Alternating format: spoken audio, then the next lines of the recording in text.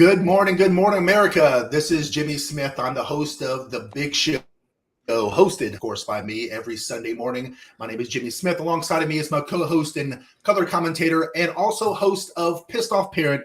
Give it up one time for Dwayne Ward. Good morning, sir. How are you? I am doing fantastic. How about you? It's good to see you again. Haven't seen you for a week. I don't even think we even talked this week. I don't even know. No, we've been busy burning midnight oil. You got all your stuff going on. I got all my stuff going on. It's just moving along. I will tell you, I saw today's thing, and I'm like, woo, we're going to have a barn burner today. So I'm putting together the podcast, right? And, one of the things that I was told whenever I started doing podcast is, Jimmy, the hardest part about doing podcast is trying to figure out what you're going to talk about every single week. Because we've been doing this now for 15 weeks or so, about 3 months. The Big Show podcast has been going on. And, there's some truth to that. Every week I try to think about what I can do, what I can share with everyone that would help them.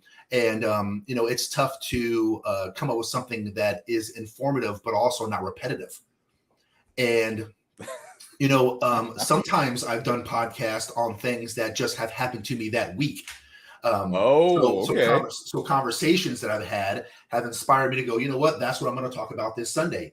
And this is actually another example of it. So I'm having a conversation about dating this week. And it was another one of those kind of, typical kind of conversations where someone had said, a female friend had said, well, men don't really care about that. When one of my guy friends when one of my guy friends had said, yeah, but it's hard to find a woman because of this, that, and the other. And then she had chimed in and said, yeah, that's not a big deal, though. And he goes, well, it kind of is. And she goes, but men don't care about that.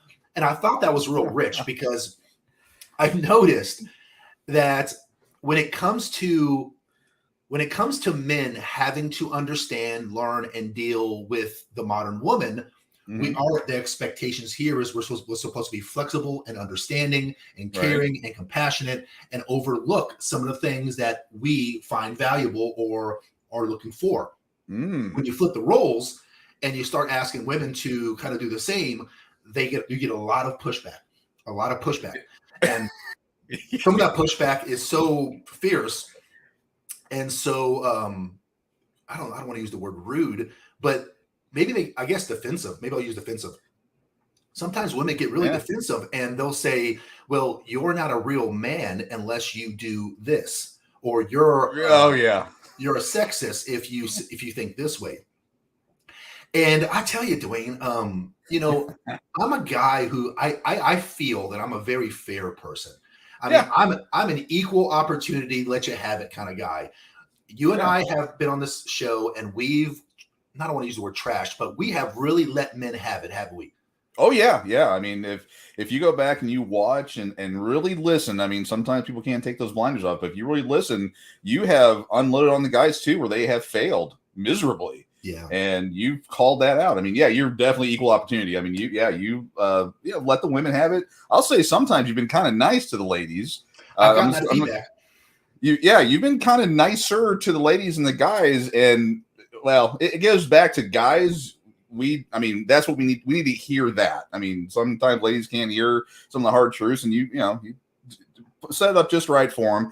But no, you've blasted the guys. I almost want to say more often than the ladies. I appreciate you saying that because I think that's the truth. I really do. I honestly feel that I've really been more brash towards the men than I have the women, and I don't have children, but I've heard that it's a little easier to raise boys than it is to raise girls. Oh yeah.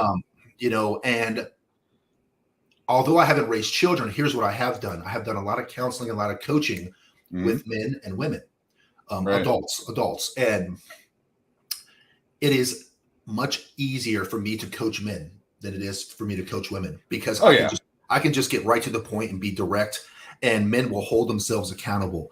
And I don't see that as much with women. And I understand why. I'm not beating them up, but I understand why.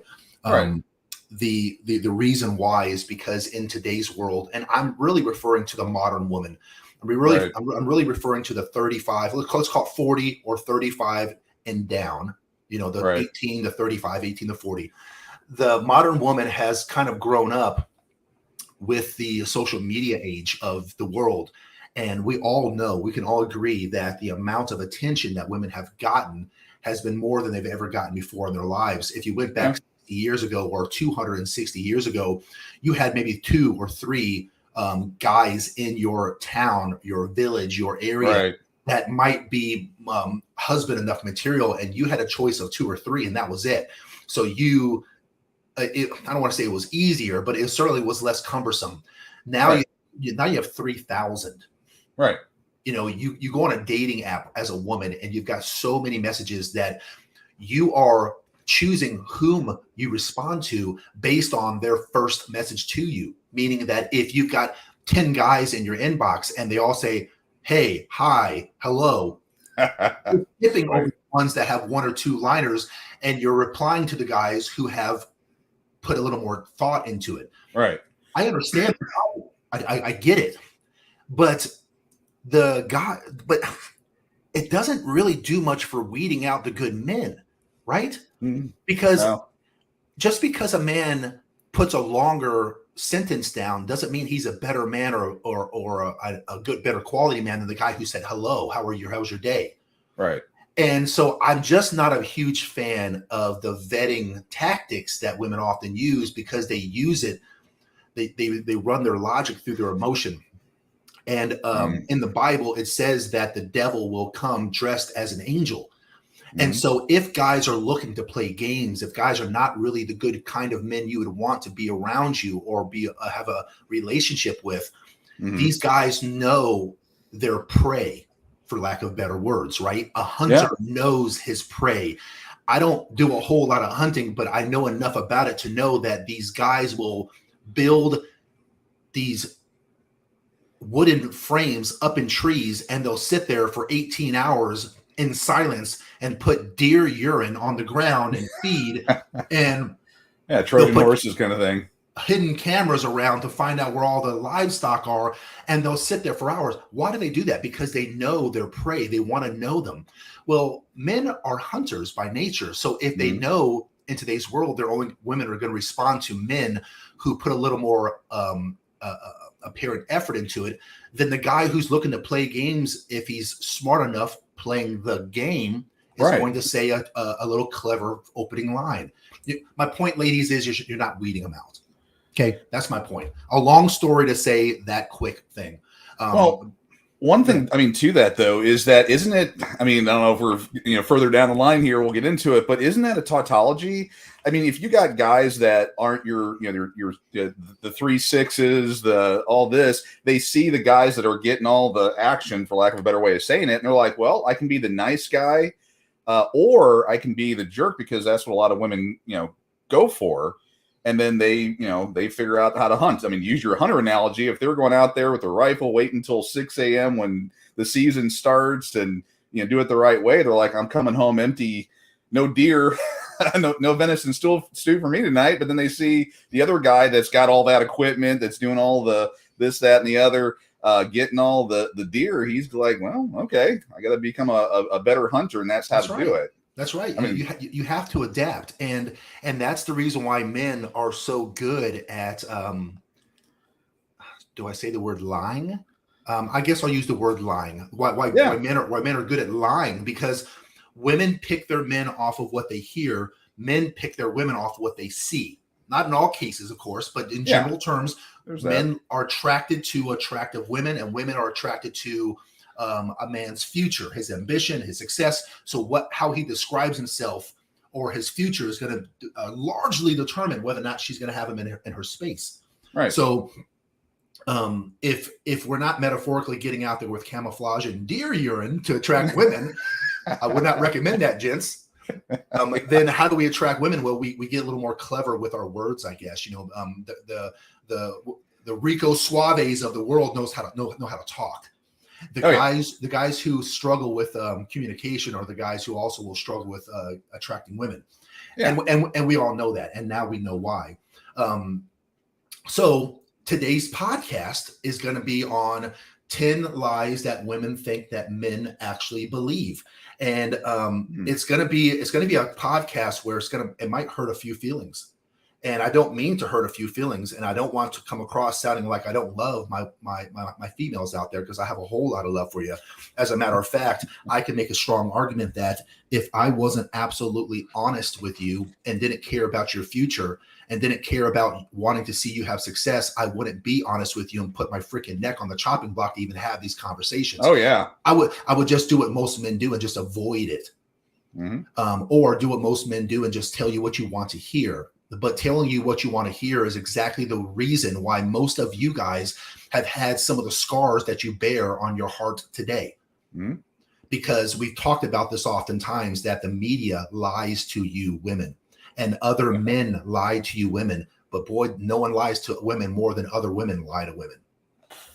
So, I can make a strong argument that, people who are our friends that are not extremely close with us, those are the people that you'll hear say, no, Jimmy, I think you're right, this, that, and the other. But my closest friends are the ones that will shoot holes in my idea and give me the most pushback. And that's because they truly want me to win. And they're not telling it to me because they want to make me feel good. Of course they do. They care more about me succeeding than they do about me feeling good for the day, about what I'm thinking or what I'm doing. So I want to go into this, and my females understand that this is the true intentions behind why I'm saying this. I honestly want females to be happy again, because they are the most unhappy in today's time than they ever have been, despite the fact they make the most money than they ever have in the history of humanity, and despite the fact that they're the most educated in the history of humanity. Females have acquired things in status far greater in today's world than they ever have, but yet the happiness rate is lower than it ever has been. Because you've been lied to. And the lie, the perpetual lie, is this: the media and the world is getting women to believe in caring more about things than people. That's a short version of it. In the history of humanity, men care more about things than they do about people, and women care more about people than they do about things. That's why when you look at the engineers of the world, people who have to hyper focus on things, it's dominated by men. When you look at things, professions like nurses, to be a nurse, you have to be hyper focused and want to be around people. And those fields are hyper dominated by females. So if we go and we start to teach females to go out there and get the bag, to chase this and chase that, and not do what I believe God made us to do, which is our natural gender roles of people and things, and it starts to get skewed, women will show that they can thrive in that. And they have, they've done very well in their careers. A lot of women are doing very well with success, but they're not doing well with happiness. And that's kind of my point. The percentage of women that are unhappy in today's day and age, the report came out, I think you're probably referring to the report like 3-4 months ago, where that percentage is through the roof, that women are just unhappy across the board. They're medicated.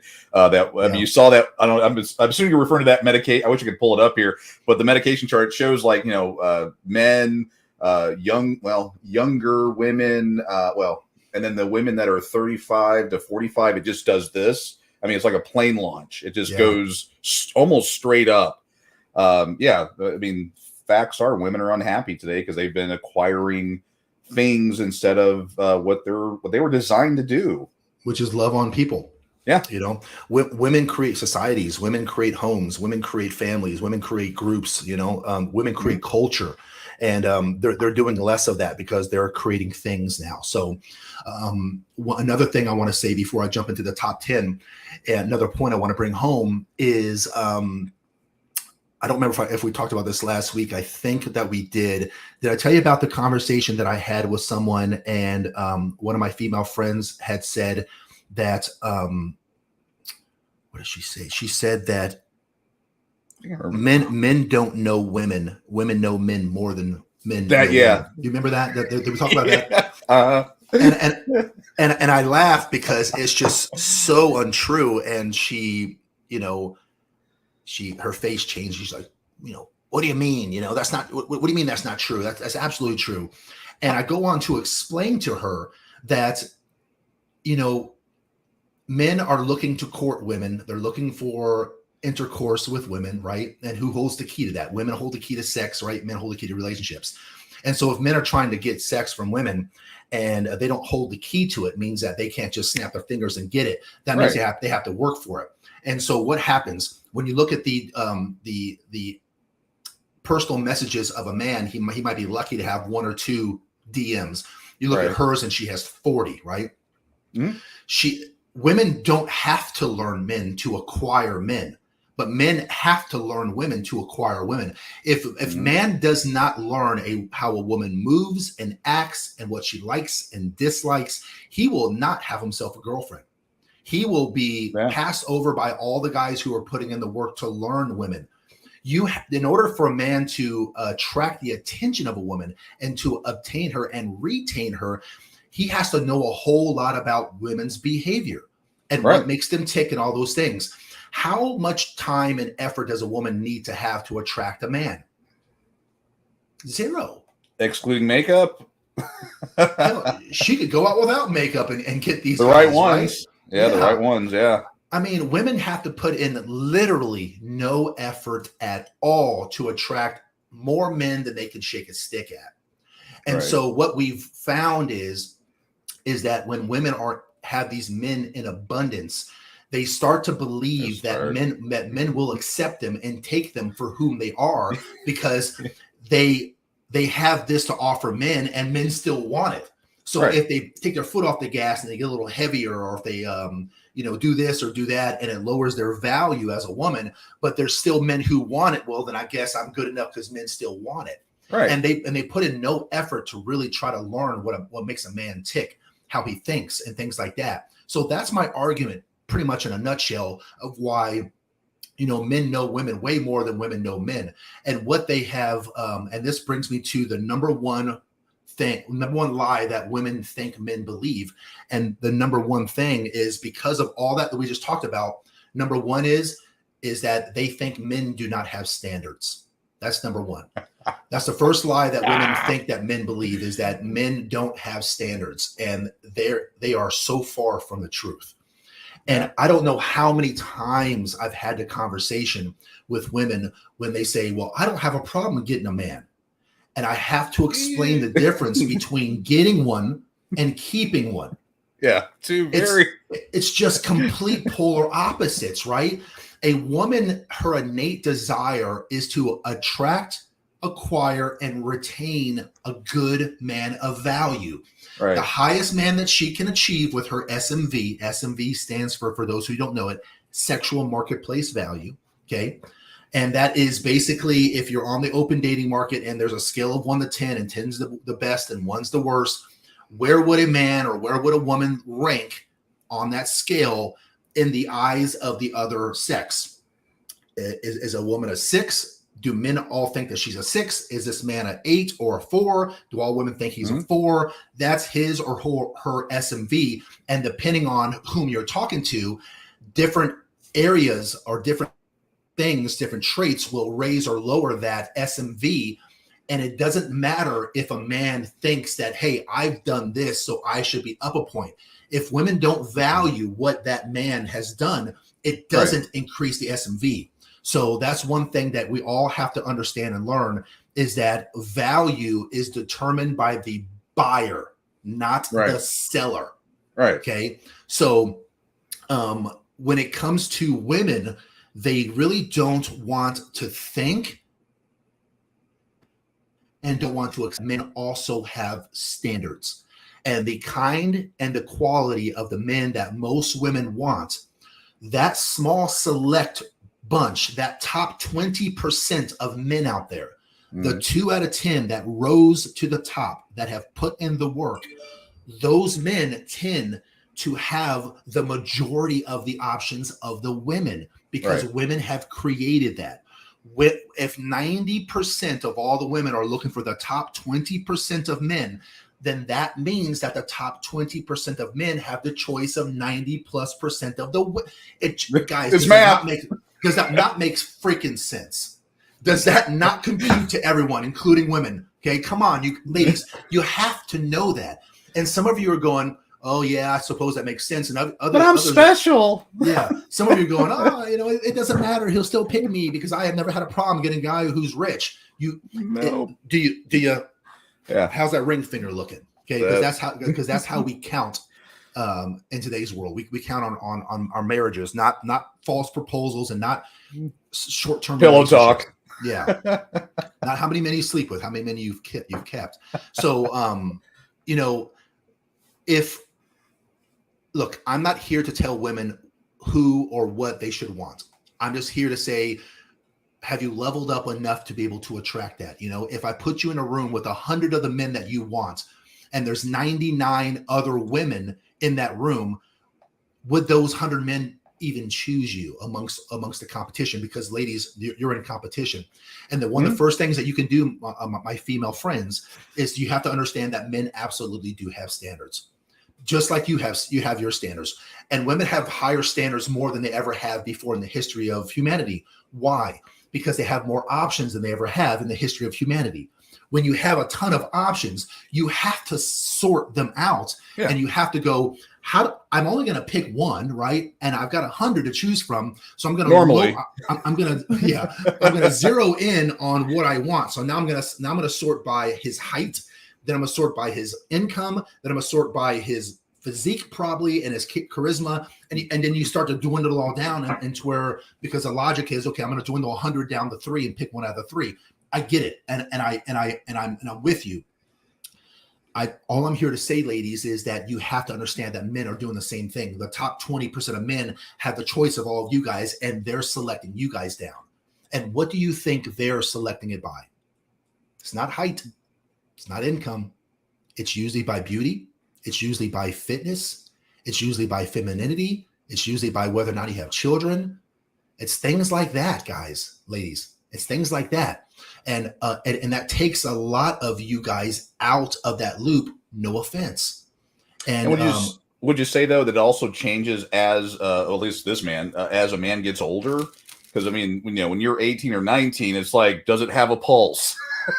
There's differences there. But then as you get older, let's just say in your 30s and 40s, you're like, okay, I cannot put up with crazy. I cannot put up with drama. I can, the list changes. I can tell you, based on me being married 3 times, that when I was 18 or 19, I had being able to put up with crazy and drama and nonsense. But as I've gotten older, I've come to that, I have zero room for drama, zero room for any of that nonsense. So and for the ladies, I mean, that number changes as a man gets older, what his priorities are and what he's looking for. Sure.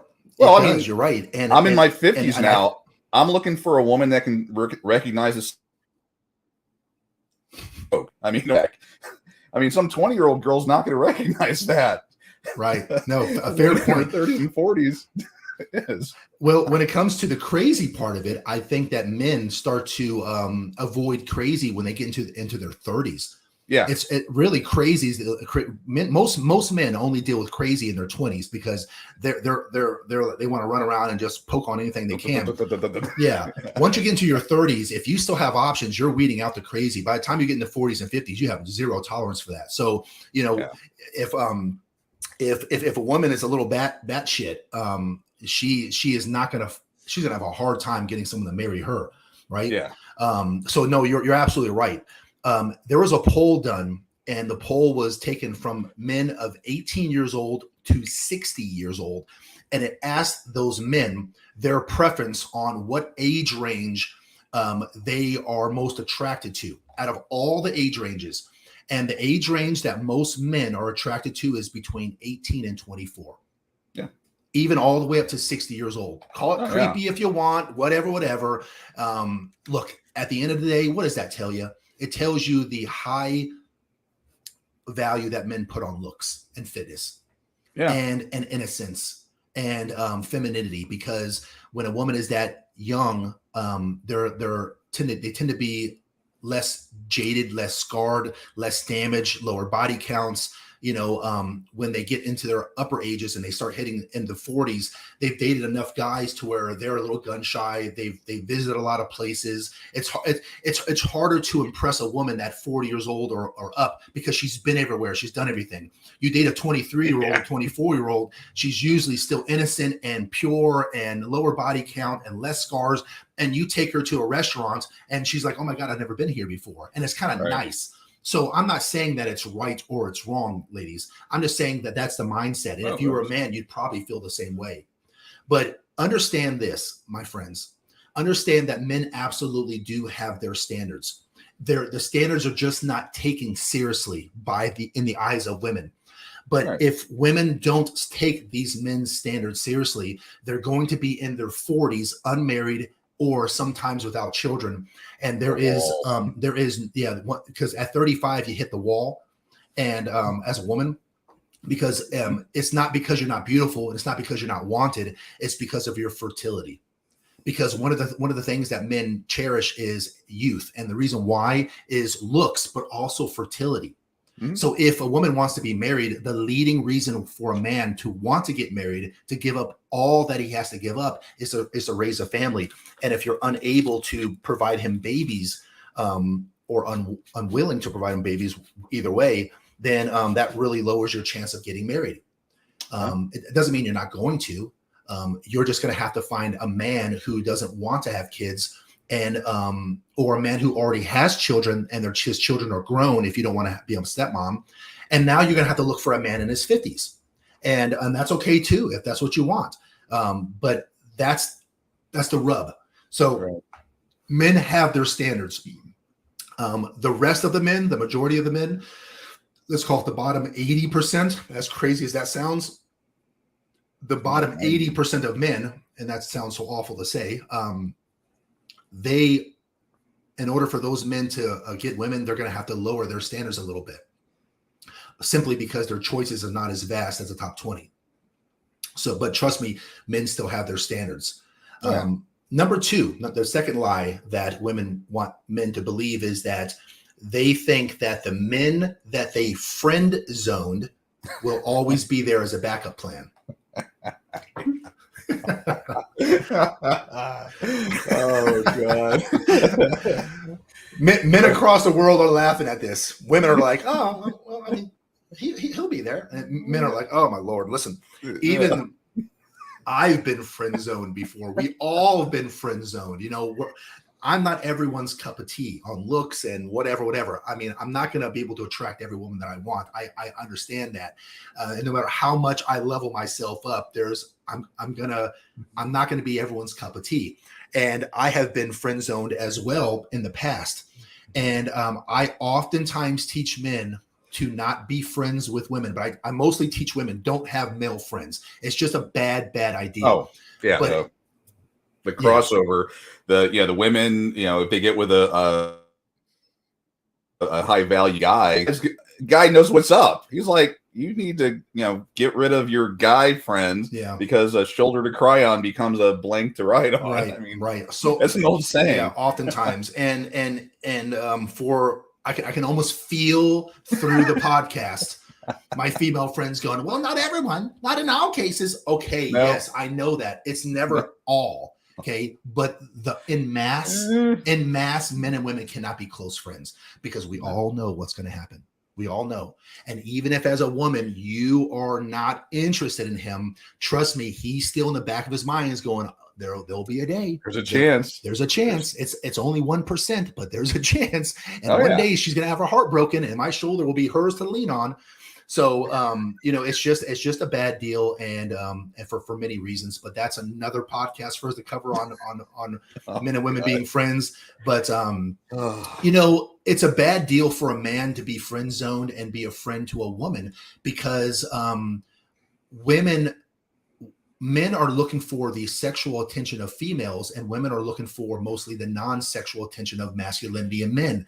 Right. And if you are a friend with a woman, in most cases, she's getting all of your non-sexual attention. She's getting a male's perspective. And when you and your friend that's a girl, go out to lunch, it's just innately in our mind because we are traditional by nature, men that is. Who pays for the bill? Yeah, Right? I mean, if there's a lady or a guy, I'll just call him a simp, that's thinking, "Oh no, it's all pure." Shut up. Exactly. So Dwayne, and I know you don't know the stat to this. I'm catching you completely off guard. I just want your opinion. Your opinion. You've been around the block, my friend. You're 50 plus years old. You are not new to life.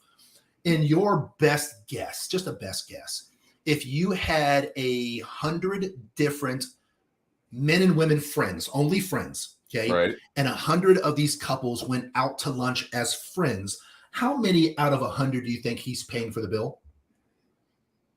100.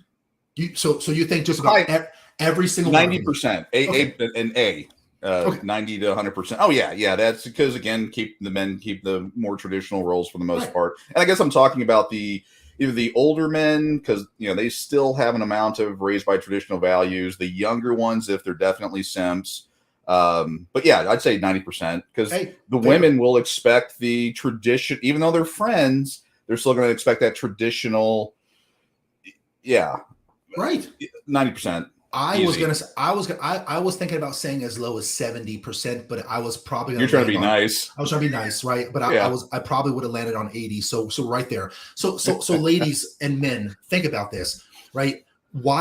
That's why women don't mind having guy friends, because 8 out of 10 times she'll have her meal paid for her, and she can still put him in the friend zone because she openly said, "Oh my God, you're my bestie. I'm so happy we're friends." And he hates hearing that, but he's still going to hang on to the hope that one day, right? Also, too, let me ask you another question. Out of 100 different times, right? Same scenario. They're in a restaurant. If someone comes in to rob at gunpoint that restaurant, how many times out of 100 will that male friend protect the life of his female friend with his life? And he's thinking the way most of the, probably 100%. I mean, I would say high. Yeah, I would say high. I mean, another thing, it just hit me. It's like, if you think that guy friend is just a guy friend, he's not showing up at 2 a.m. to change your tire in some weird area or whatever because he's your bestie. I'm just going to throw that out there. Right. Unless he's married and trying to be nice for his wife. But those scenarios, or who can I call at 3 a.m. to cry on or do that? It's funny that some of these things actually have to be said out loud, that girls actually believe, oh no, we're just best friends and it's all good. No, he showed up at 2 a.m. to change my tire and it was great. Come on. I mean, you can't be that. Come on.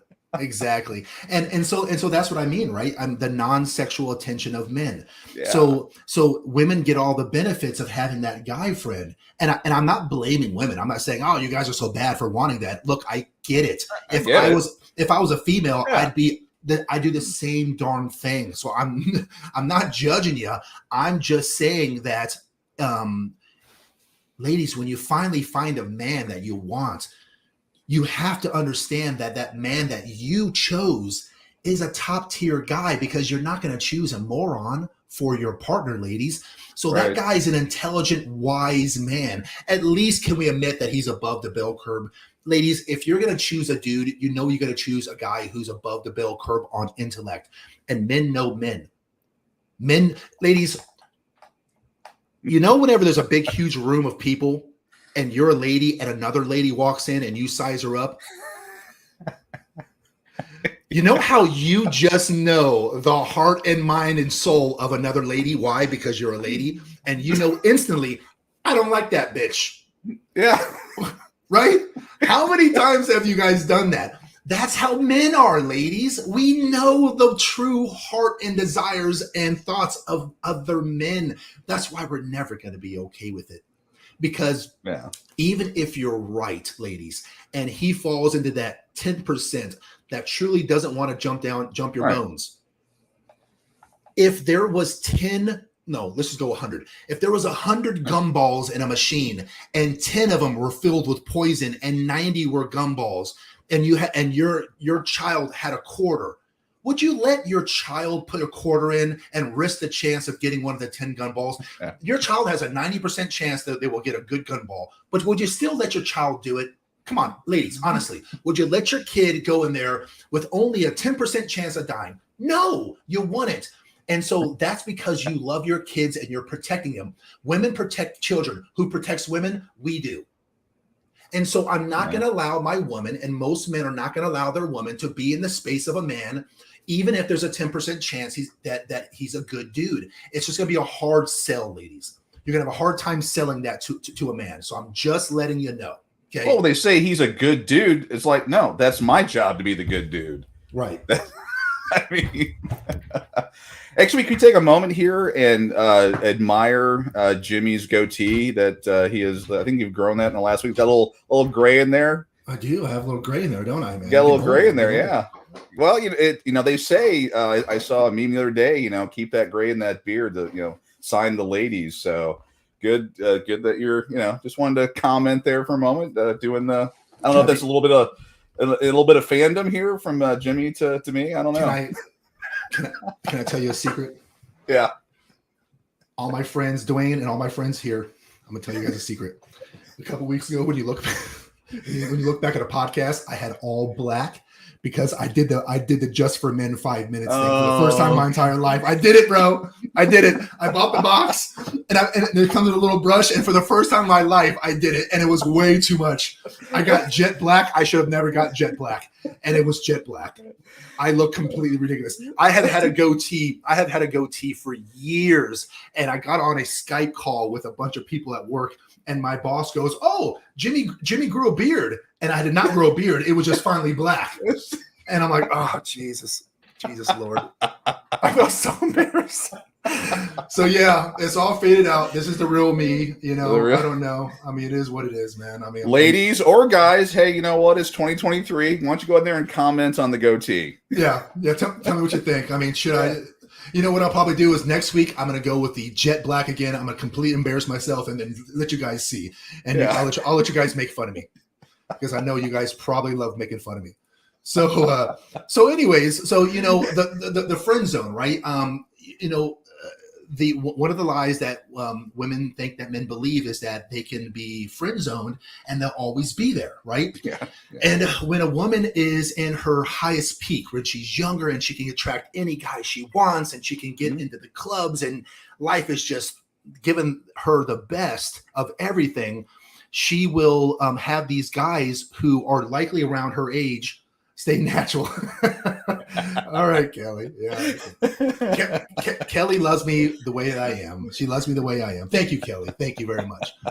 Yeah.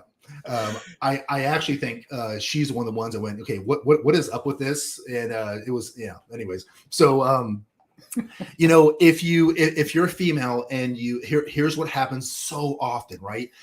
A female will want to get out there when she's at their highest value, right? And when she's the most beautiful and the most fit, and she wants to pass up all these good dudes, all these good men that just want to love her and be with her and all these things.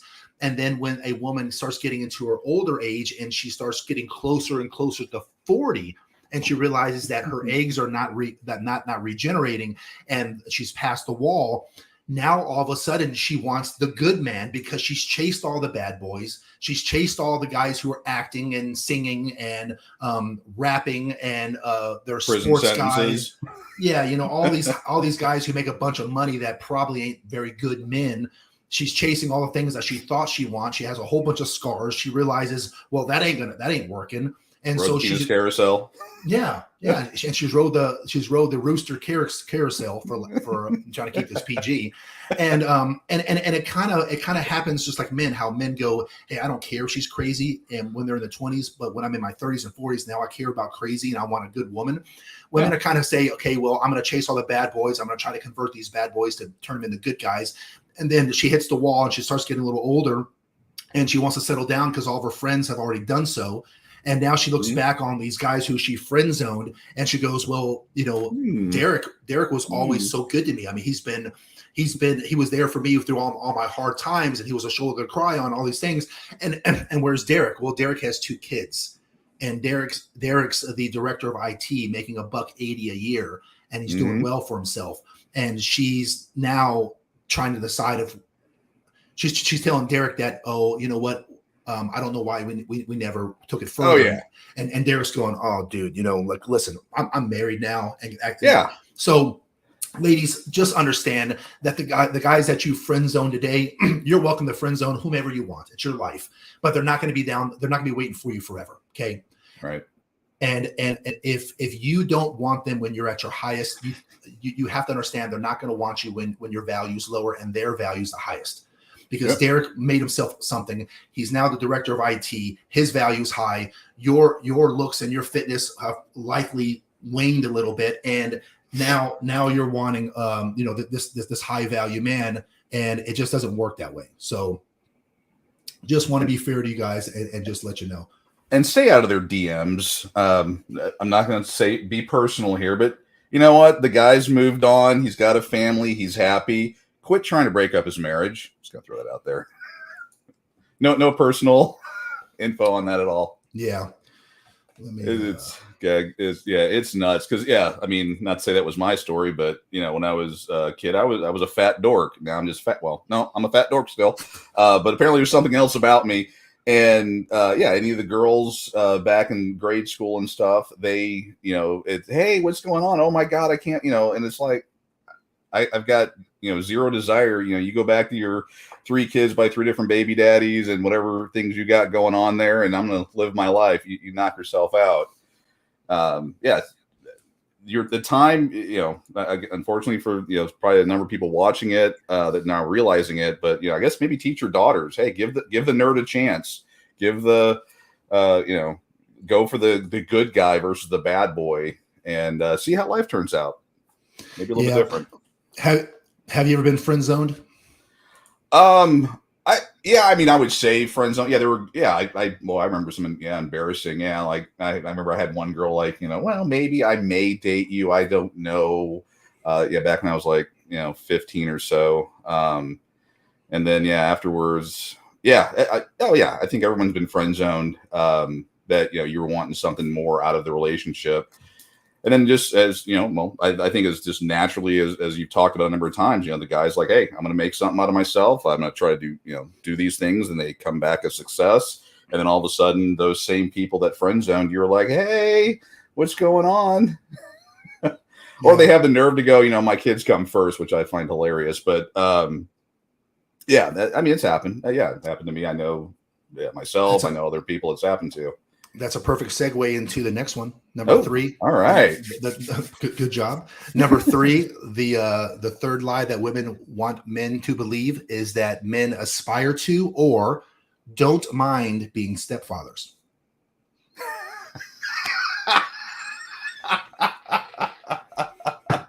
Okay. As a bonus dad, I can tell you that Take it away, Dwayne. Fat lie.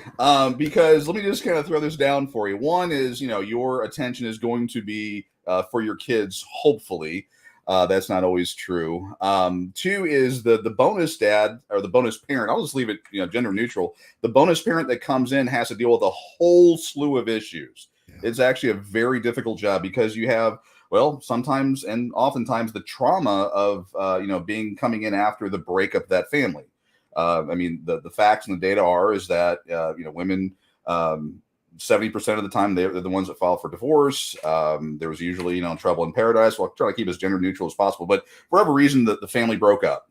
And then the new person comes into it, and he's trying to forge a relationship. He's walked in 35, 40, whatever years after this family has started. And now he's got to navigate. He's got to learn the new partner, or he or she needs to learn the new partner. And then the kids are looking at this person replacing their parent, no matter what's said or what's done. They have their own trauma they have to deal with. And then you have the ex who's either jealous or whatever, and there's that fight back and forth. And you got to avoid the white knight because you don't know if your ex actually caused 90% of the problems. And you've got to navigate all that. As far as don't mind, not minding being a bonus parent. I enjoyed it. in the sense that I got to kind of impart knowledge on yet somebody else aside from my own bio children. But I'll say, I mean, personally and just looking at it academically, it's a lot of tough work. You're being put down, lied to, lied about. You're trying to navigate if you have bio children and then your bonus child, trying to integrate the two and all. There's a million issues that come from that. I could sit here for hours and talk about just academically all the challenges. Yeah, let me jump in and ask you a few questions, because I think it'll hit home a little harder coming from a man who has had his own children and a man who has had stepchildren. Yeah. And this is, so I'm going to ask you a couple questions if you don't mind. Whenever you were a stepfather, mm-hmm. did you raise those kids as vigorously and as you did your own kids, meaning that you raised them just as good and spent as much time as you could raising them? Or did you find that you said, these are not my kids, I'm going to put half the effort in? No, I was at least me, I was all in, or I am all in. I tried to raise the bonus child with the bio children the same. Actually, even at times I would change the punishment or reward or whatever slightly. Actually, I would put mine, that's a failing on my part, put my bio children on a lower, not treat them worse, but I would hold them to a different standard, which wasn't as high as the bonus child. So you spent as much time and effort in raising another man's children as you did your own. Oh yeah. Did you ever spend your personal hard-earned money on your stepchildren? Yeah. Equal. I mean, they all have the same, iPhone plan. We all went to Disney. We all birthdays, Christmases. They each got the exact same. I mean, I'm a budgeter, so it was every Christmas they would each get X number of dollars, and then and almost down to the penny. Yeah. Oh yeah. Yeah. I mean, so you spent the equal amount of time, effort, energy, and finances. The money that you could live in your retirement years on someone else's children. What's that? Retirement. Yeah. So when you put all that time, effort, years in, and all that money, when you and that lady split, what was the custody rights that you had? How did that look? But slightly different. I'm talking about my current one, but I had none. Got none. Did you have any legal custody rights to your stepchildren that you spent all that time, effort, money, and energy on? Right. It's talking academically. You have none. I mean, basically, they can. Yeah. That once she takes her bio children, your stepchildren, you get zero. And yeah, I read about those all the time. The pain that, because the guy. Let's just talk about the guy. The guy has spent. He's grown attached to those children, those stepchildren, and then when that relationship breaks up, rips them away, and you never see him again. And the courts will not give you any type of access whatsoever. Zero, right? Yeah. Yeah. And my final question, it's a couple questions. Knowing you, I already know this answer. Were you the leader of your household? Yes, right. So you bear I guess my question is, did you bear the responsibility of leading the household? It was stated. I bore the responsibility. I tried my darndest to lead as the leader of the family. Yeah. Was there challenges? Yes. Of course. Right. Yeah. Of course. Yeah. Did you find that in terms of your stepchildren, did you have the same authority over your stepchildren as you did your own children? To be blunt, no. All right. So ladies, do you see where I'm going with this? Dwayne and millions of other men, in order to be a stepfather, you have to understand that they're entering into a bad deal. Why would a man want to enter into a deal where he has no authority, but all the responsibility, and the responsibility of still raising kids that are not his, even at the same time and effort and energy, and all his money? If there's 4 people in the household and just one of those people are like, if you and him had a kid and then you and another man had a kid, so there's 2 children, and then you and him, 4 people. 25%, 25 cents of every dollar that Dwayne makes goes to a kid, a child that's not even his. And then it's just money thrown down a hole. And he doesn't even at the end get any sort of incentive or benefit or, have any sort of rights to that kid. Men don't want to be stepfathers by and large. So you have to understand that if you're a woman and you have children that are under 18, they live in the household, it's going to greatly hurt your chances of finding the kind of man you want on the open dating market, because you're in competition with the ladies that don't have them. Now, what does that mean? Does that mean that you're done? You can just stick a fork in it, just die alone? No, it doesn't mean that. It just means that you're going to have to understand that your kids they're not an asset to him. They're an asset to you. They're an asset to you, but they're not an asset to the rest of the world. To the rest of the world, they're just another child. To you, they are everything. But to the rest of the world, they're just another child. To another man, they're a liability for so many different reasons. So if you're on the open dating market and you're out there and you're competing against women who are your age or younger without children, that means that you're going to have to step up your game in other areas to make up for things that might be detractors. And guess what? That's just life. Okay. That's just life. There are much better looking men out there than me. There's more men that make more money than me.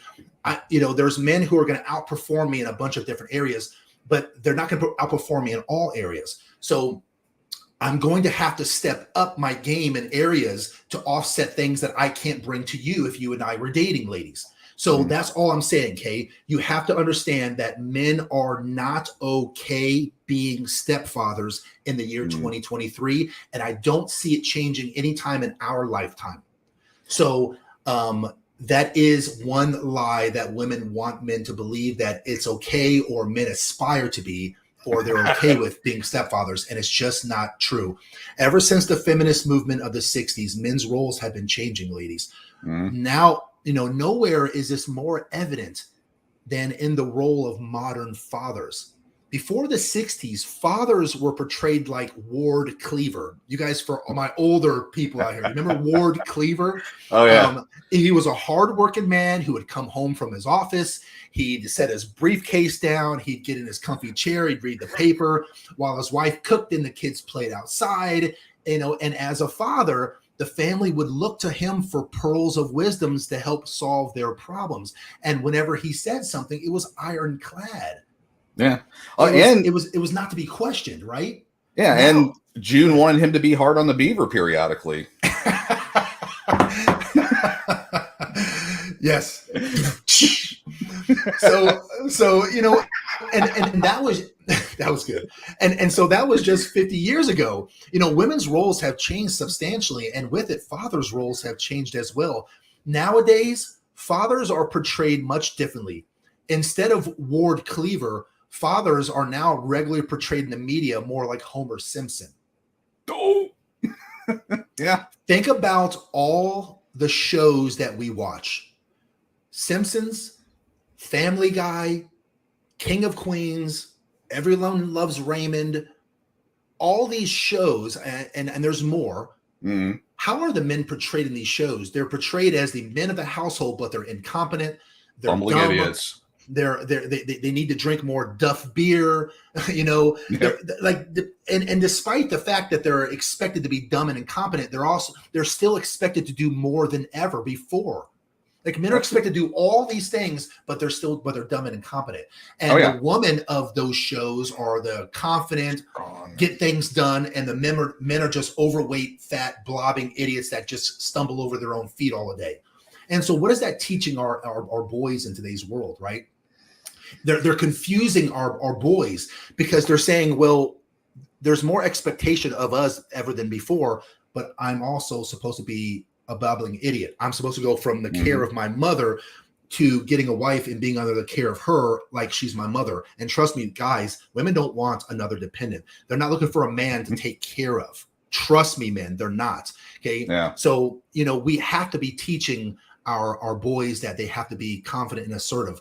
in addition to these gender typical responsibilities of like fixing cars and like doing general households and repairs, man, that they've all been expected to do, to be a man, they're also expected to be responsible for non-gender typical responsibilities like cleaning and cooking and taking care of the children. So they're expected to be able to do more, but be dumb and drink beer for doing it. And that's the confusion that you see with a lot of men. So just understand that we could do a podcast on any of these situations. I'll leave it at that.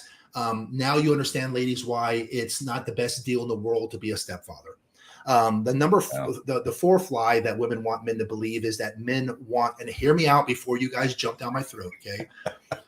That men want partnerships instead of leading relationships, okay? I'm not saying that men are going to oppress you or make you feel like you're less than.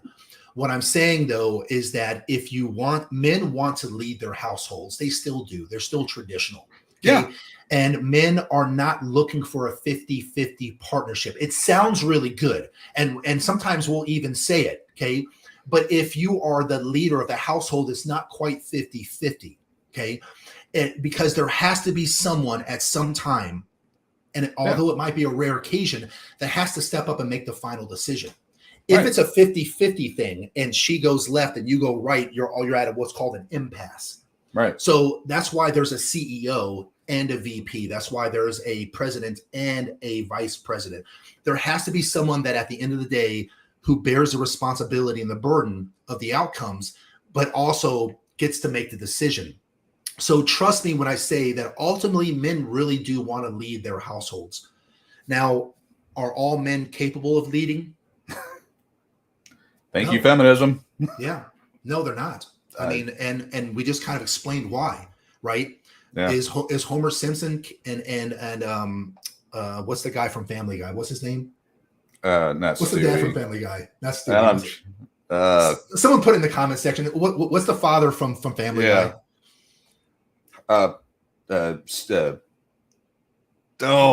Steve, not Steve. Come on, none of you guys know who none of you guys in the comment section know who the father from Family Guy is? Is Dwayne and I the only dumb ones around here? Come on.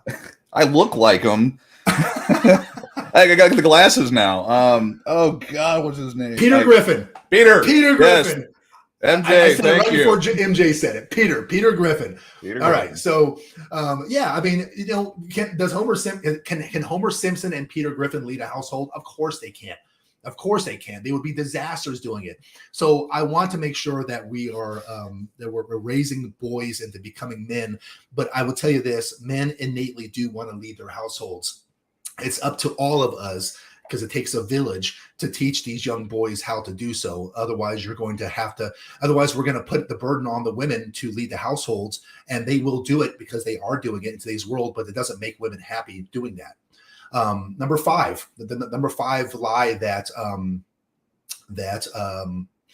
women want men to believe is that men care about a woman's income. It's just not true. It's not true. And women have been told to get out there and make money and have your career and all these things. And women are trying to value the things that make men higher value. They're trying to use that to make them higher value. And remember, who determines value? The people who determines value are the opposite sex. And men don't care about a woman's income. And why is that? Here's why. Who typically funds a relationship, a man or a woman? The man. Ladies, we can't spend your money anyways. Oh God, no. Yeah. You can spend ours, but we can't spend yours. So that's why we don't care, because it's not our money. Our money is your money, right? And that's a whole nother topic, but your money is not our money. So we can't spend that anyhow. If you don't believe that, go ahead and tell your man to log into your account and drop 20 grand on a new transformer or something. Let's just see how that works out. Won't happen. Right.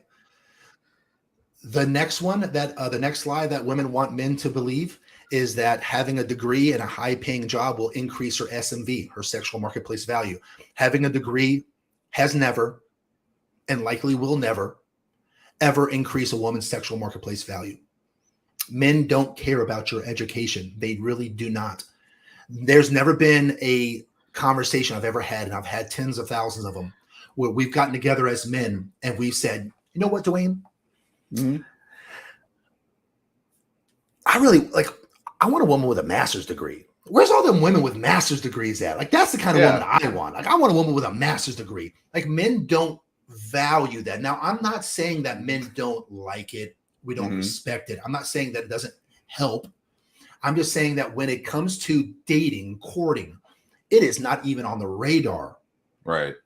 For what helps us choose. It might be number 20. But if it's not the top 10, then men are not usually focused on the, on number 23. Now, once you become in a relationship and you guys are husband and wife, then the dynamics change a little bit because when one of the two of you level up, it does affect the entire family, right? So if you're making 80 and she's making a 40 and she gets a degree and now she's making 60, well, then it helps, because then in a sense her money is your money, because even though you might be paying all the bills, maybe her money goes to the retirement accounts or helps have a nicer vacation. However you guys decide to set it up, her money becomes your money a lot more than it ever has when you guys were dating. So can we fine tune that though? I mean, and again, maybe it's because I'm older, but yeah, I don't want it. It doesn't matter to me if a woman has a master's, a post-hole digger degree or whatever, but it does matter if she's educated, and it doesn't necessarily mean that she's able to quote philosophy or whatever. It just means that she's not dumb. Sure. Like, financially, worldly, just, has that good, I'm looking for also a good conversationalist. I like, hot, sexy and all that stuff, but I also want, the woman, when I'm sitting down talking about something, that there's some feedback, there's some, or willingness to learn, or, having that conversation. Because again, she is my other half. So the things that I'm weak in, she's going to be strong in, and, we complement each other. But yeah, being able to sit down and have a conversation, let's just say about retirement or finances, that she's either able to bring something to the conversation or the willingness to go on that journey together, throwing that as an example. Yeah. Just so they don't confuse the two there with education and having a degree. Yeah, of course you're right. And I didn't mention that on purpose, because we all know that you can have an education and not be intelligent. And we all know that you could not have an education and be very intelligent. So the two, there are certainly correlations between education and intellect. Of course there are. We all have met so many people who have a degree that you would not let them watch your kids for 30 minutes, let alone give you a life advice, right? I mean, I wouldn't trust some of these people keeping my kids alive for 30 minutes, let alone teaching me how to budget an account or whatever. So yeah, I just wanted women to understand that, and I say that because when you look at the dating profiles, it's often the first two sentences is her talking about her kids are her world and how she is independent. It's so true. It's her kids are her world. She's independent, makes her own money, pays for her own car, and then talks about her degree. Like literally the first two sentences are her talking about three things that men care nothing about. And I just they're just missing the mark. I mean, ladies, let me give you an example. That would be like a man, you reading a man's profile, and the first three things he talks about is how he was the star quarterback back in high school. He is a level 51 on World of Warcraft. And I know, Dwayne, I know you're proud of your character on World of Warcraft. You're like a monk elf, like leader of the tribe, if that's even a thing. I don't even know. But, if a guy was bragging about things that women care nothing about, but the guy was so confident about it, you guys would be like, okay, that's weird. And you'd probably move on to the next, right? So, I'm just saying that I want you guys to understand what it is and what it is not that men are wanting and accepting and valuing. That's all I'm saying. Okay, let's keep on the controversial one. Here, All right. Here it comes. Here it comes. Oh boy. Okay. So the next one that the next lie that women want men to believe is that being fat is the same as being curvy.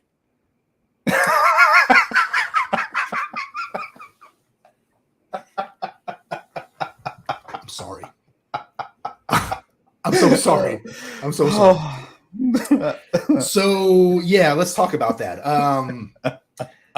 Yeah, the whole I love my curves. I'm juicy or fluffy. Okay, look. This is your profile picture. Yeah, exactly. No one's buying that, by the way. Yeah. Look. I mean, we live in a world where we just make women feel good about all their shortcomings because we want everyone to feel good. Being fat is not being curvy. Okay, your curves are your bone structure. And it's not the amount of aptose body fat, body tissue that, and look, just because God made the fat fall in the right places doesn't mean that you get a pass either, okay? Right. Men love fitness. We love fit women the way that you guys love fit men. If you're grossly overweight, yes, if you want us to call you big, bold, and beautiful, we'll keep calling you big, bold, and beautiful, ladies, but at the end of the day, you're just hurting yourself. Because if I call you Lizzo, you gonna take that as a compliment? Some women actually would. Some women have actually said that she's a 10 out of 10. And what world do we live in where a woman who is 300 plus pounds a 10? I mean, come on, Lord have mercy. The average man on this earth is 184 pounds. Ladies, if you weigh 185 pounds, you weigh the same as the average man in the world. Average man is 5'9", 185 pounds.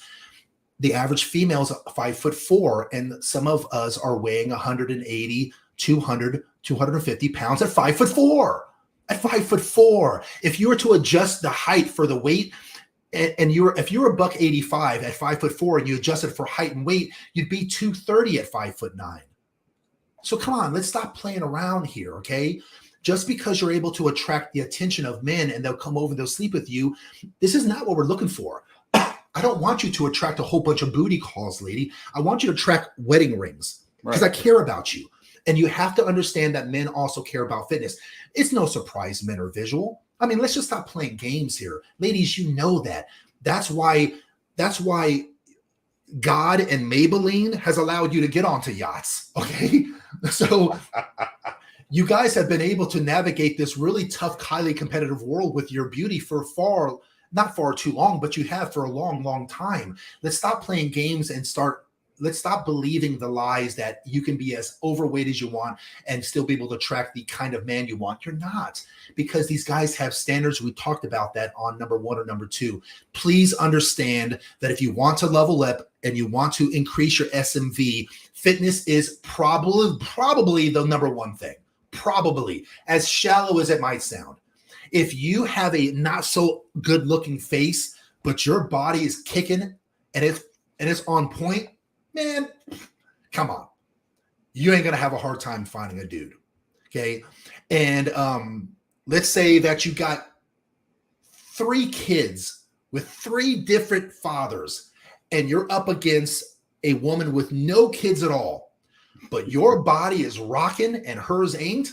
Guys are going to go, Yeah. Right, Dwayne? Yeah, I mean, exactly. And if the truth hurts, yeah. We're going, man, you know what? I mean, I like Disney World. Maybe I'll take her kids to Disney World because she's hot. Yeah. As shallow as it might be, that's just how our brains work. So I'm just giving you an insight to...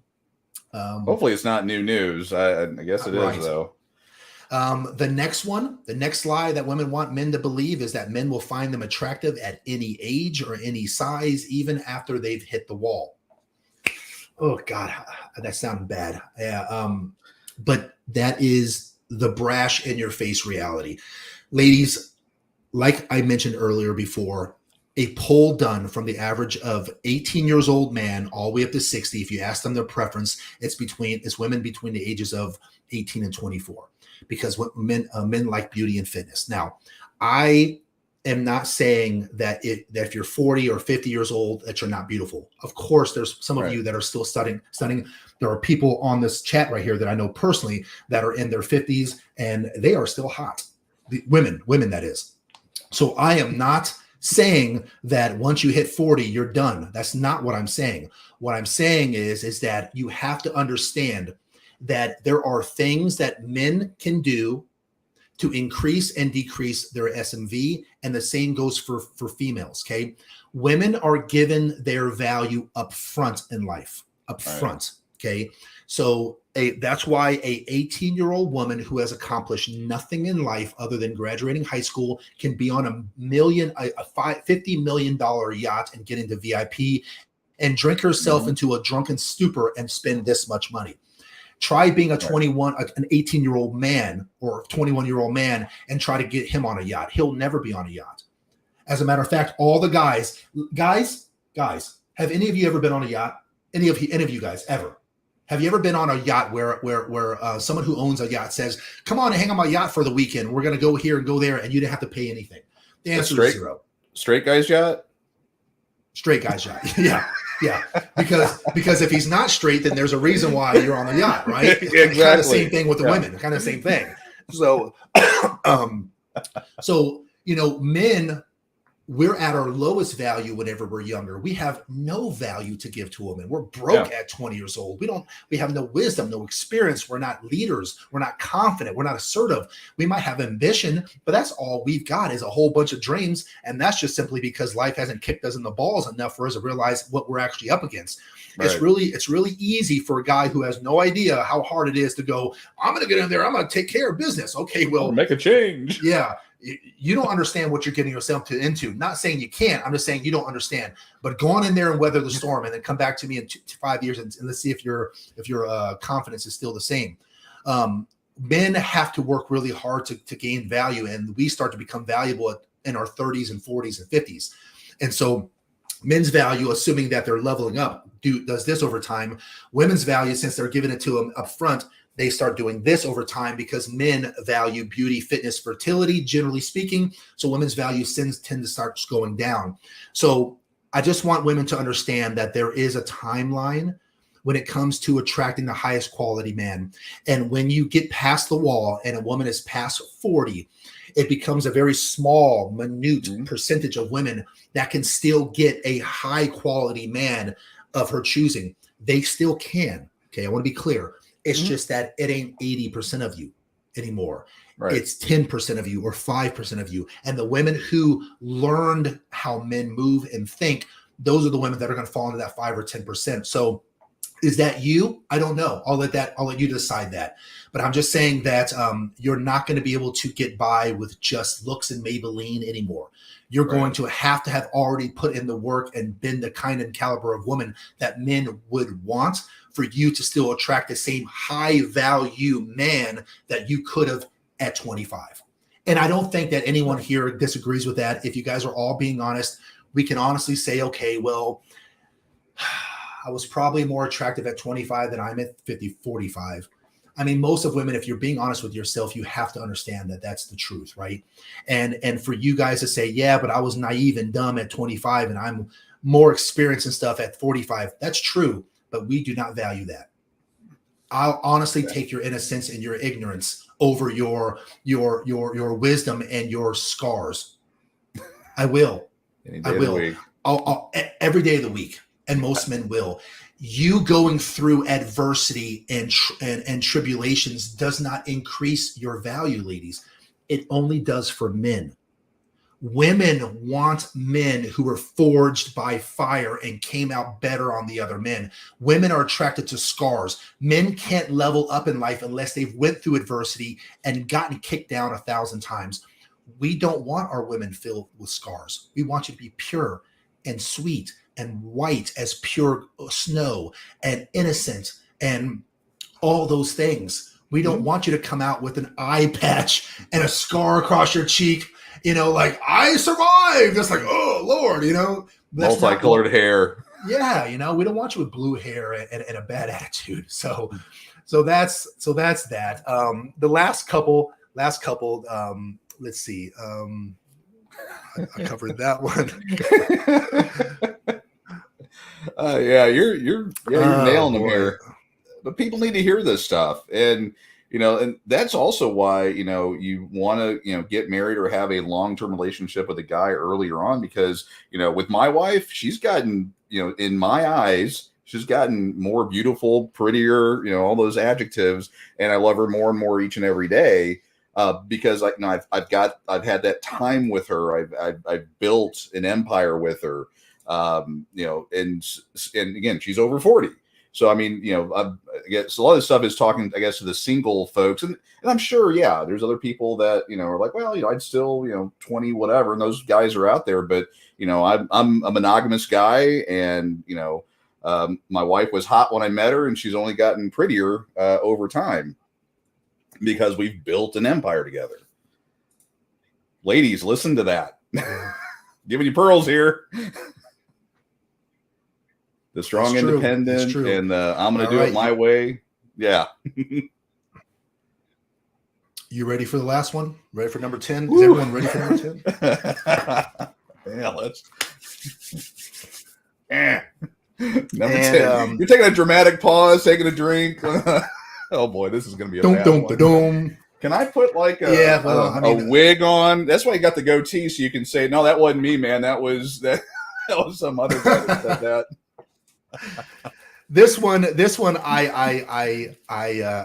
I think the being fat and curvy one probably was the one that would probably move some women off center more than this one. This one here, if it is very polarizing. Some women go, yes, no, I understand that completely, and some women go, that doesn't matter at all. And I'm just like, oh my Lord, All right, here it is, number 10. The number 10 lie, and it could be the biggest lie that women want men to believe, is that men will forgive their promiscuous past.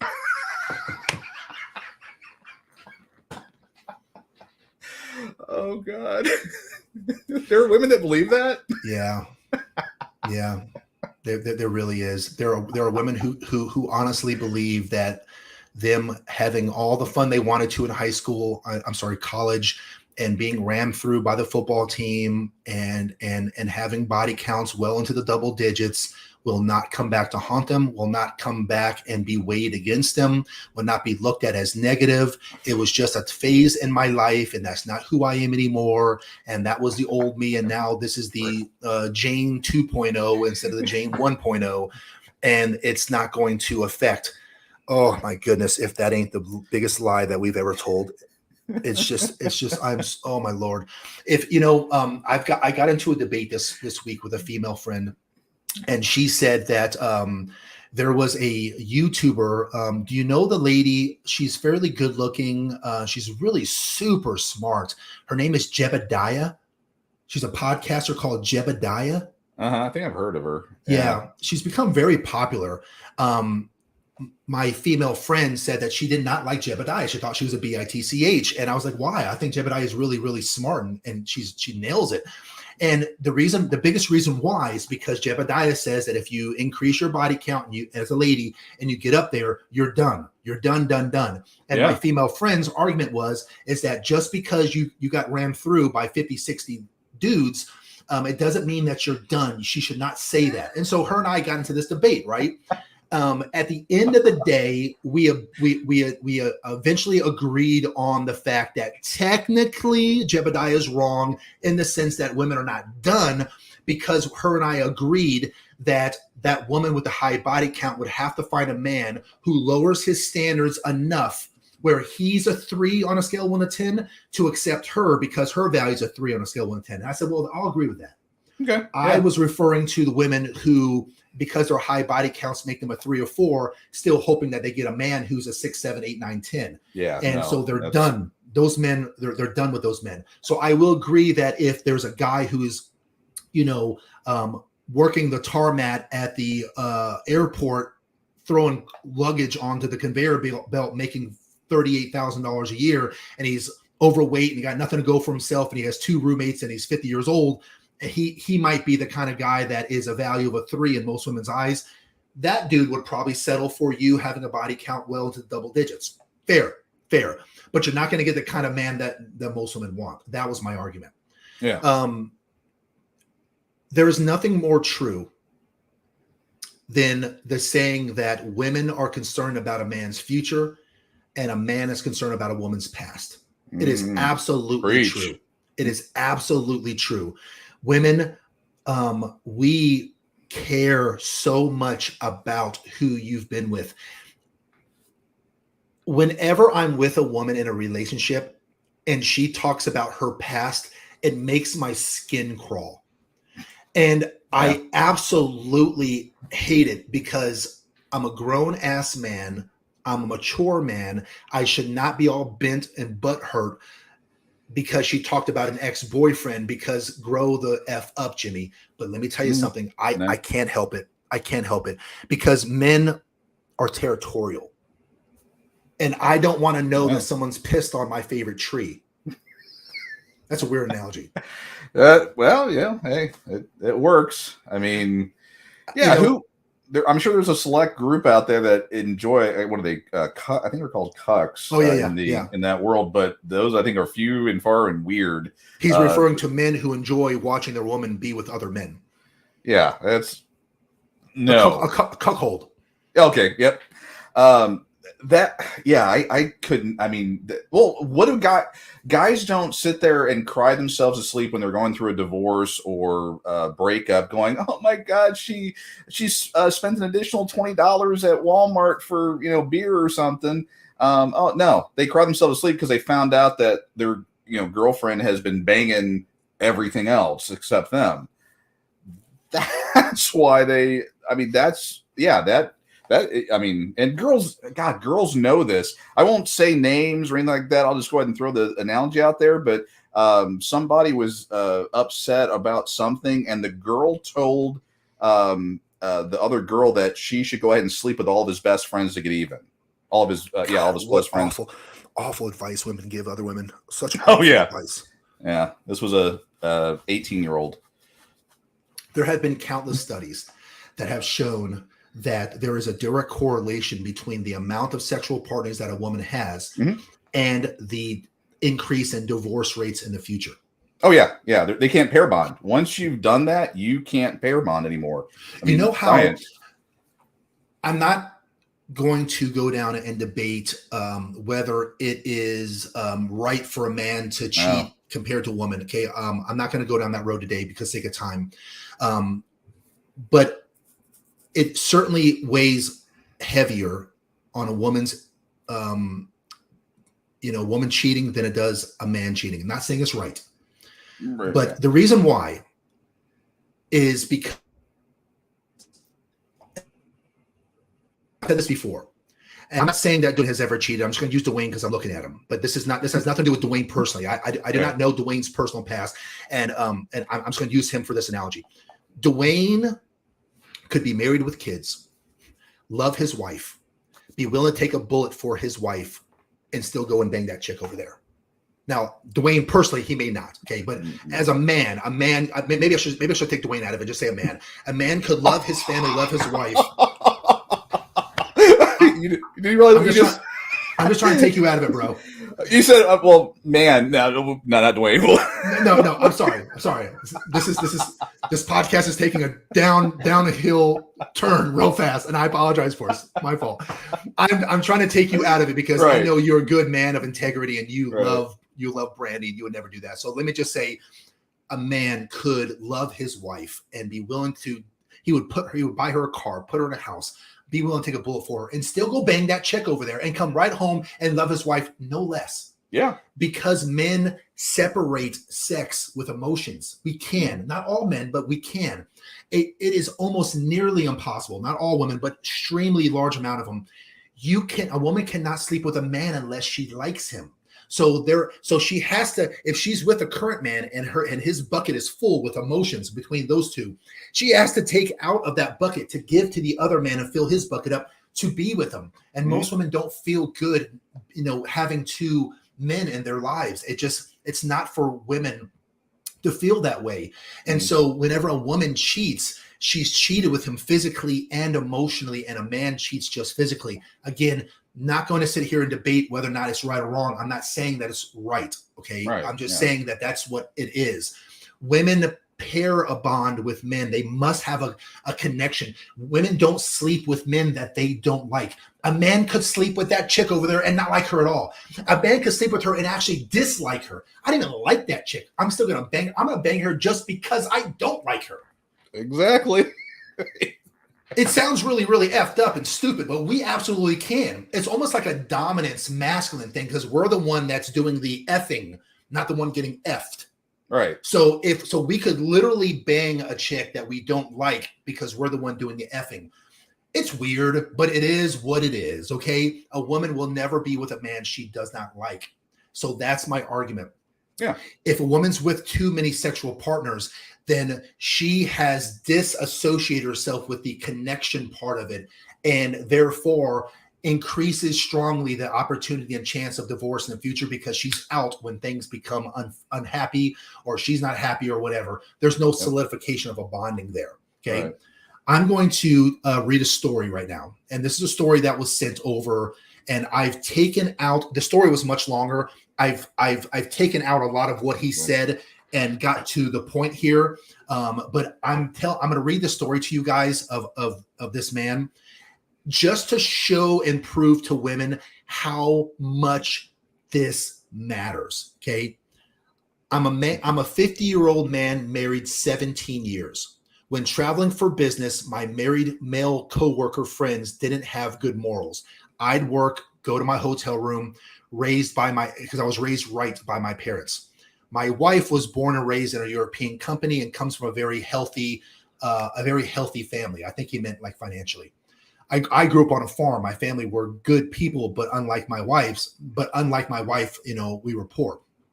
I met her when she was hired where I work. I was dumbfounded at how attractive she was. Sorry, I'm trying to read this guy's English. He's not the best writer, but I'm going to go with it. I was dumbfounded how attractive she was. After some months, we started talking, and we had a couple lunches together. She asked me to attend an office party with her. We met there, and many guys had started bringing her drinks, guy friends. She couldn't drive home, so I brought her to my place where I lived alone. I slept on the couch. We started going to movies, out to dinner, hanging out. She'd stay overnight due to attending university classes after working full-time at the company. We dated for several years and talked about everything, including past relationships. I was once married, which she knew since my kids visited every other weekend. She told me about one guy she worked with at her job, a guy friend that she had that she would spend some time with, but acted like it was no big deal and they were just friends. Now, 20 years later, we ran into that guy. Okay, 20 years later. This is how important this is for guys. Now, 20 years later, we ran into that guy friend, and I discovered that she was with him for 6 months and had sex with him multiple times. This has caused me more pain than I ever could imagine, feeling my whole world has ended. For 4 months, I've cried myself to sleep. After all these years, I thought I was her first love, her first guy, and I don't understand why she didn't tell me about him. I've tried to talk to her about it, but she gets angry, and I don't even want to be around her. We have a 15-year-old son who doesn't even know what's going on. I ask her, how many times? Where'd you go? What did you do? Look, I still love my wife. I just don't understand why she didn't tell me about him. It's affecting my job. It's affecting my marriage. It's making us both so unhappy. Please help me be happy again, especially if you dealt with something like this before. So I paraphrased, of course, but you guys get the gist of it, okay? Why did I tell you that story, ladies? Because I want you to understand that your past means so much to men. This was a guy that she dated before they were together. She didn't cheat on this guy. This was just a guy friend that she had a fling with, it sounds like. Yeah. 20 years ago. And you see how upset this guy was. And I'm going to quote, for 4 months, I've cried myself to sleep. Men don't cry. Okay. But when they do, it's very, very painful. This guy went through a tremendous amount of pain. So I just want you ladies to understand that what you do in the past will absolutely be used against you in the future. I read a story that a 95-year-old man divorced his 92-year-old wife after marriage of like 70 years because he found out that she had an affair with another man in 1940. Yep. Something like that. Like in the 40s. Yeah. He divorced his woman after 70 plus years of marriage. Men care about your past. Ladies, you have to teach your daughters. You have to learn yourself that if you're going to be promiscuous, you are taking yourself out of a very good chance of finding a good quality guy. And you can try to hide it and lie about it, but there's going to be a day where you're going to be at a party and you're going to be in that room will be a man that you've slept with, and your current man will find out. And if a man finds out that you've slept with another man in the room, oh my God. It just hits hard. It hits hard. Okay. Yeah. So, I don't know. I mean, a woman's fidelity, that's the, when you talk about, I mean, you said it over the last month, their innocence, their pureness, ladies, listen to those words. And then when you hear, I got ran through, or I cheated on you, or I slept with some other guy, I'm trying to think of a way to analogize. I mean, it's like if you had a mint condition 69 fastback Mustang and you found out the oil, was not changed or whatever. That's probably the exact opposite. But you're going to look at, again, a woman's fidelity, a woman, their purity. That is something men value. And you can say all day long, you don't care about those things. I and men don't care that you don't care about those things. Right. We do. Right. 100%. That's the end of the day. Yeah. And in closing, I'm gonna answer a question by Jeff, and then I'm gonna go on and give you guys a little bit of advice. Check this one out. What about born again virgins? Yeah. Okay. So I'm gonna answer a question that Jeff already knows, because I already know he knows the answer. There's no such thing. No, Jeff knows it, Dwayne knows it, and all the rest of the guys know it. There is no reset. Okay. There's no reset. Okay. If men have to be continuously judged for the BS that we've done in life, and we always have to bear that burden, women are the same way. There are no born again virgins. Okay. That's just a lie. And if a woman says she's a born again virgin, that's a red flag for she's been a little promiscuous. That being said, thank you, Jeff. That's actually a good lead-in. Jeff and Dwayne have done it good for me with lead-ins today. I'm going to go ahead and give men a little bit of advice on how you can, because the thing about it is women will tell me, well, I'm just not going to tell my man my past. And men will say to me, how do you learn about a woman's past? Fair.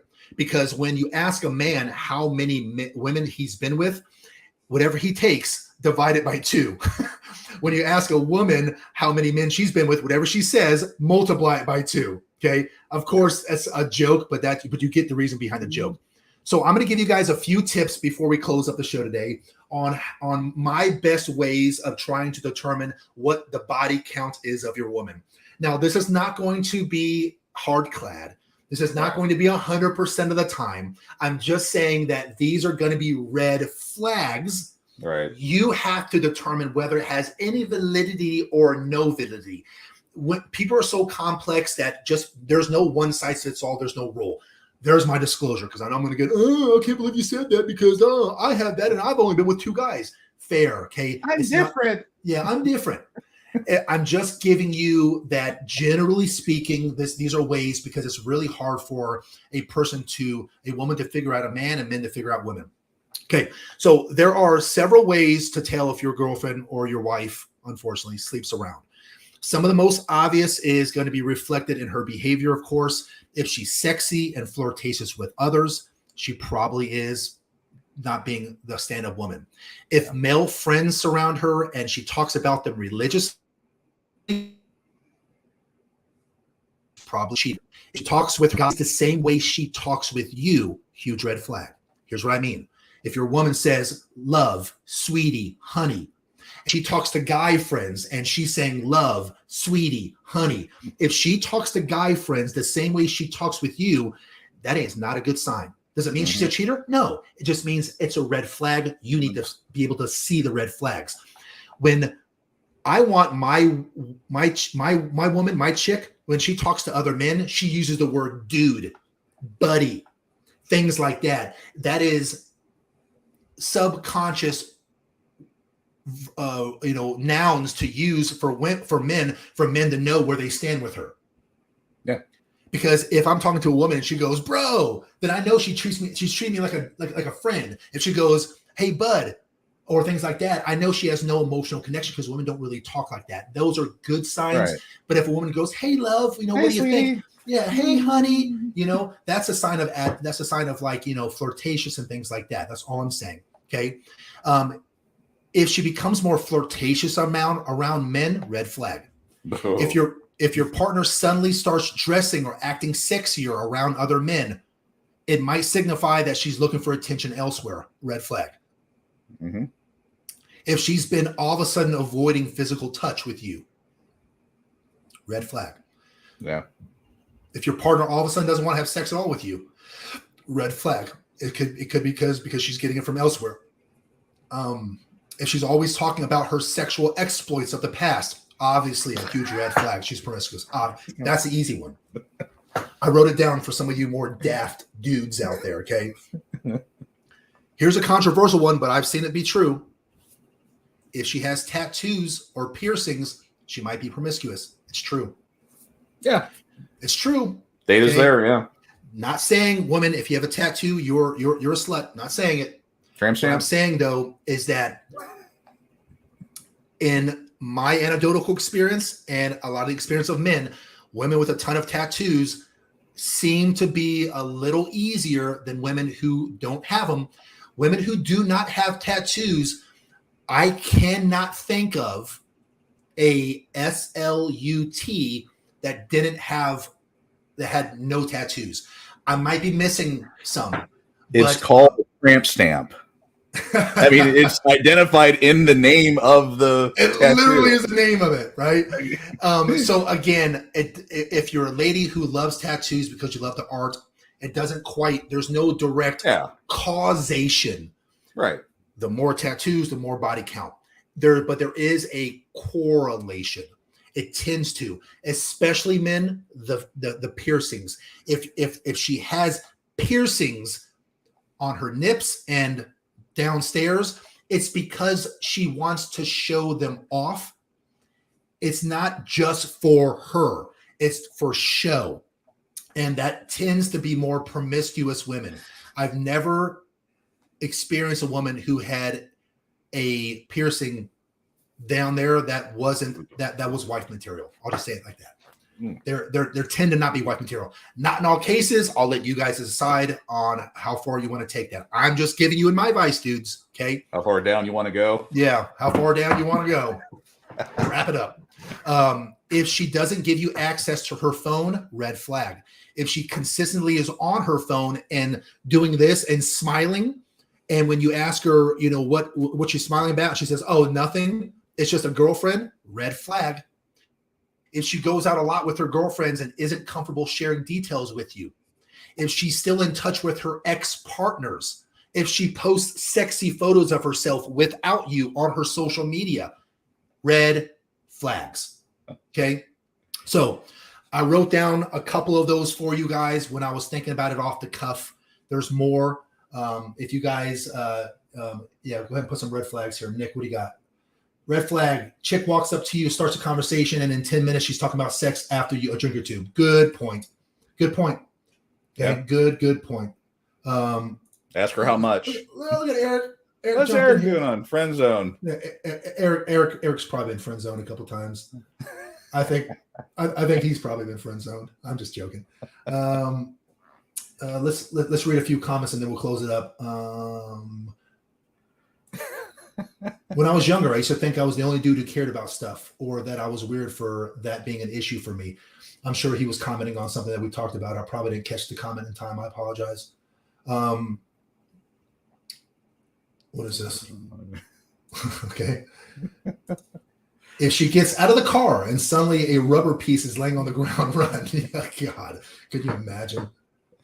Yeah, I mean, one of the things I think is if she uses the phrase body count, that should at least be, I guess, a yellow flag. Sure. I mean, because just having that, I mean, there's the colloquialism, there's the saying body count, and there's the body, I mean, knowing the lingo of body count and talking about that should give you kind of, maybe a little bit of, well, yeah, how do you know that word? Yeah, guys, what I do is whenever I'm dating and I'm trying to figure out the kind of woman I've got in front of me, I'm asking questions that are not leading questions. There's an old saying, don't lead the witness.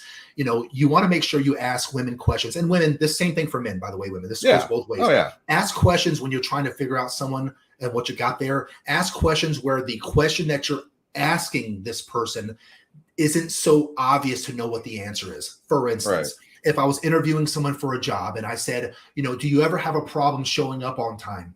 Dumb question. Why? Of course, I want to know the answer, but because you already know what the right answer is and the wrong answer. There's not anyone with half a common sense that's going to say, yeah, I do have problems showing up on time. Like, they're going to lie to you. So you have to make sure you ask questions that doesn't let them know what the obvious right answer is or the obvious wrong answer. What I like to do is ask them about their past. Hey, do you date a lot? Tell me about what's the longest relationship you ever had? How's a dating scene out there? Tell me about your last boyfriend. How long ago was that? And I always ask kind of the same 4 kind of things. What did you like about him? What did you not like about him? How long did you guys go out for? And why did you guys break up? Pretty much those 4 things. Yeah. And then just rinse and repeat. Do it more tactfully. I'm just going fast for sake of time, but do it more tactfully. But those are pretty much the 4 things. Guys and gals, it's the same thing as interviewing at a job. Most of you guys have interviewed people for jobs. What are the 4 things you're looking for on an interview when you're interviewing someone for a job? Will they like the job? Are they good for the job? Obviously. Will they like the job? Will they be able to get along with the coworkers here? And what are the red flags? What are the bombs they're going to drop on me? There's 1,000 interview questions you can ask someone for a job. Those are the 4 main umbrellas you're trying to cover. Same thing in dating. Mm-hmm. Do I, is she girlfriend material or is he husband material? Will she like me? Will she like my family, my friends? And what red flags am I going to have to deal with? It's the same stuff. Same stuff. So if you find that this woman has a history of short-term relationships, and it's a 3 month after a 3 month after a 3 month, she has a hard time pair bonding with men.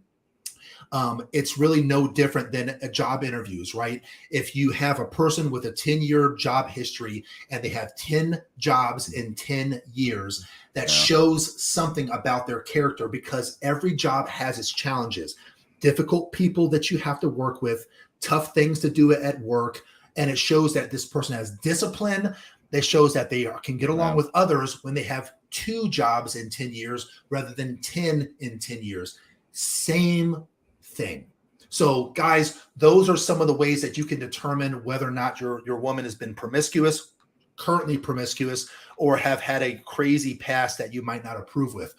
Women, I hope that you didn't take a lot of offense to this podcast today. I promise it's out of good faith, and I promise it's out of love. I just want you guys to be able to attract the kind of man you want.